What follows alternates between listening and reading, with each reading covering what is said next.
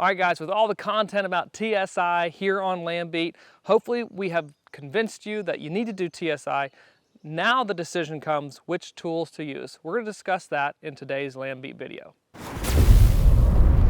Timber stand improvement is a fantastic tool to improve your property for recreational purposes, to improve deer habitat, to improve turkey hunting, you name it.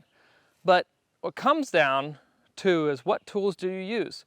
All that is very dependent upon your goals and objectives that you're wanting to accomplish within the TSI project itself.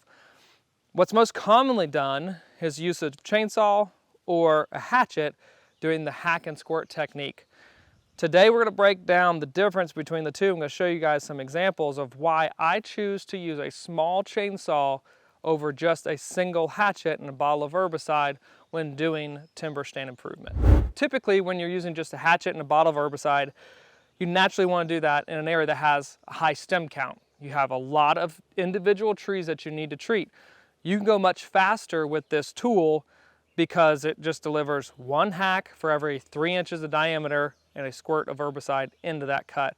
And you're done and you're moving on to the next tree.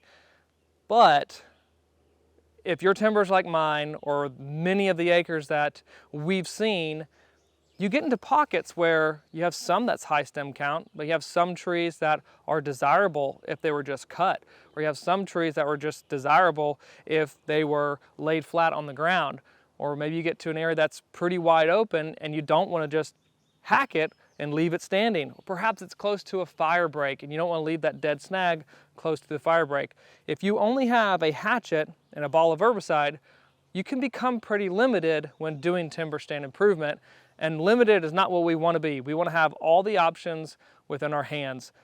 Sometimes though, if we don't have a hatchet, we see people running a very large chainsaw, 18-inch bar, and that becomes cumbersome to carry and maneuver throughout the woods. And if you're in a high stem count area, you don't want that at all because everything pretty much is going to lay flat on the ground, and that's a horrible mess. So what I prefer to do is take a small arborist chainsaw like this one here. This is a Stihl MS 151 TC.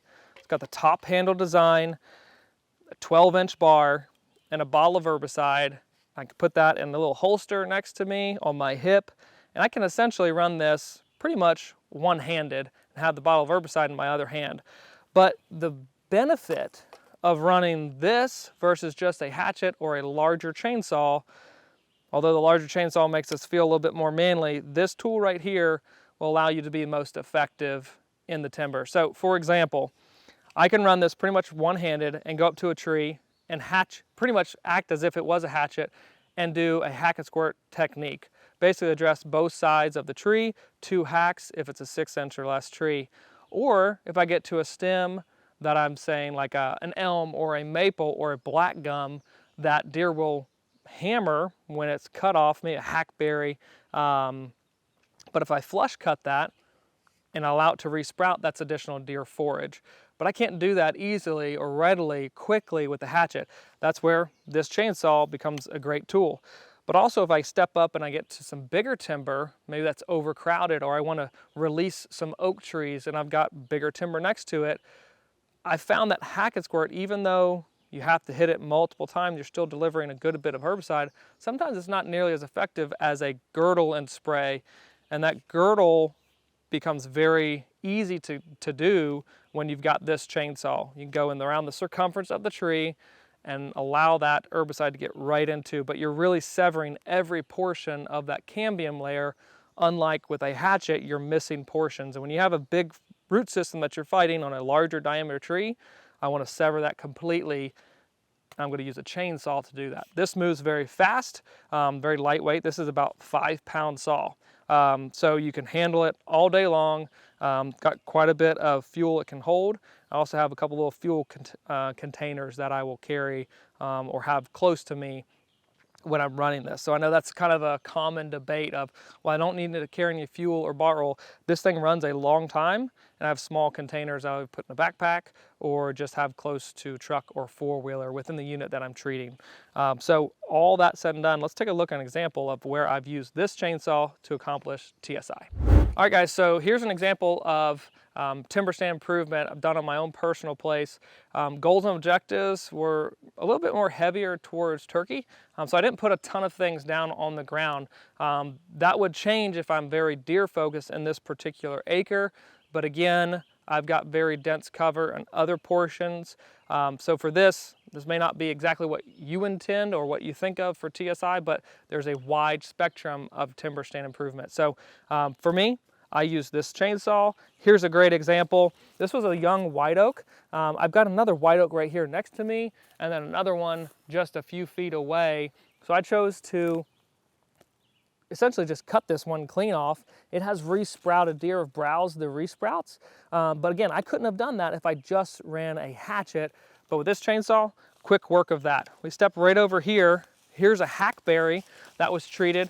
And essentially, I used the chainsaw, if you will, more or less of a hack. I didn't go around the complete circumference of this tree. Just one essentially hack with the chainsaw and a squirt of herbicide killed this hackberry standing. We step right over here. As we get into a little bit larger diameter tree, this hickory was completely girdled with the chainsaw. And if I've got a 3-inch blade on a hatchet, that's gonna take me a lot of hacks to get around here. But I can do this in a matter of seconds, squirt some herbicide into that cut. It's definitely going right into the cambium layer, and this hickory is completely dead. I've got different techniques, a flush cut, pretty much a hack, and a girdle, all within a couple feet of me with the use of this chainsaw, as opposed to a hatchet where I could only hack and squirt each one of these trees. So extreme value, but let's keep looking. All right guys, another reason why I love to have this chainsaw as opposed to just a hatchet is the fact that I can treat vines very effectively. When you're trying to hit a vine with a hatchet, it is very flimsy and it moves all over the place. With chainsaw, a sharp chainsaw at that will zip right through it, but I've reset this grapevine and there's having a lot of new growth and regeneration coming back up out of this stump itself, which is additional deer forage. So that was just simply cut and not treated. Step right over here. This larger diameter hackberry was simply flush cut. And look at all the growth that's coming back out of this hackberry sprout, available to deer if they want to forage on it. But that was a simple way to treat this tree and move on about my day. I did not treat it because it was adjacent to a white oak, or essentially sharing the same root system down here, for fear of maybe potential damage on that white oak. So that was simply just cut. Again, I couldn't have done that if I just had a bottle of herbicide and a hatchet. All right guys, so remember, when you're going out and doing TSI, make sure you don't just carry a hatchet.